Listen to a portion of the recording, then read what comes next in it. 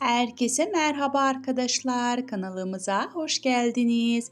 Ünlü oyuncu Güpse Özay bir sergide verdiği repertuarda kızı Can Asya ile ilgili açıklamalarda bulundu.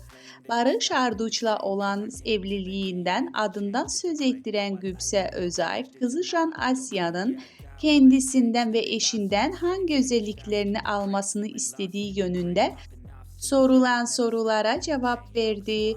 Ünlü oyuncu Özay benim çalışkanlığımı alsın, merakımı alsın, müziğimi alsın, hayal gücümü alsın, babasından her şeyini alsın cevabını verdi.